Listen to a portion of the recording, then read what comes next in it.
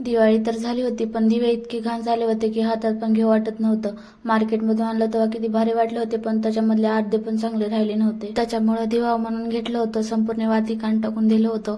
कसं दिवायचं आहे ते तुम्हाला सोप्या पद्धतीमध्ये सांगतो. पण त्याच्या अगोदर इकडे सामान पण ठेवायचं होतं. आम्ही दीपावलीला फटाके आणलं होतं, ते अर्धच वाजवलं होतं, त्याच्यामुळे ते पण अर्धे ठेवून टाकून दिलं होतं.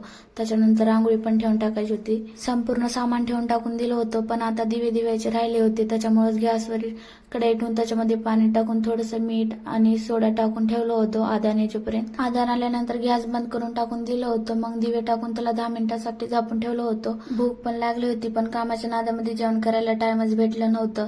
पूजाला फ्रुट्स आणले होते, तेच राहिले होते, त्याच्यामुळे संत्रा खायला घेतलं होतं. काम तर इतकं जास्त होतं की दीपावलीला जेवढं मी सामान काढलं होतं तेवढं संपूर्ण धिंगाणा झालं होतं. रूम अगोदर हानीला दिलं होतं. हानी पण झोपेतली उठली होती, त्याच्यामुळे तिला पण भूक लागलं होतं. मॅडम तर खात होती का नाही पण हातात घेऊन बसली होती. तोपर्यंत मी पण खाऊन घेतलं होतं. काम तर नंतर बघायला येईल म्हणून. खाजेपर्यंत तर दिवे चांगले भिजले होते. 10 मिनिटात राहून गेले होते, पण आता घासायचे पण होते. मी ना दिव्याला घासण्यासाठी भांड्याचीच घासणी घेतलं होतं, पण ताकद लावून घासायचं नाही. नॉर्मल मध्ये घासून घेतलं तर पण चांगले निघतात. संपूर्ण घासून त्याला चांगलं देऊन घेतलं होतं. आता प्लेटमध्ये मांडून घेतलं होतं.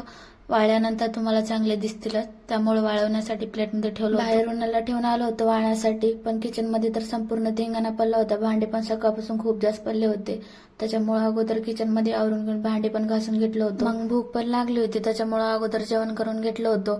पण हाय ना ते संपूर्ण दीपावलीला कपडे काढून फेकून टाकून दिलं होतं. तेच घड्या मारून बॅग मध्ये ठेवायचं होतं, त्याच्यामुळे ते ठेवून टाकून दिलं होतं. संध्याकाळी तर संपूर्ण दिवे वाळून गेले होते, तो मला तर दिसत असेल. मला तर खूप जास्त आवडले होते. मी जसं मार्केटमधून आलो होतं तसंच वाटायला लागले होते. तसंच चिकट ठेवण्यापेक्षा असं घासून ठेवले की आपल्याला दीपावलीला कधी पण कामाला येतात की. मार्केटमधून आणण्यापेक्षा तर घरीच नवे दिसतात का नाही, बरोबर आहे का नाही. जर तुम्हाला पण असं घेऊन ठेवायचं असलं तर नक्की एक बार ट्राय करा आणि मला कमेंट करून पण सांगा. तर चला मग बाय.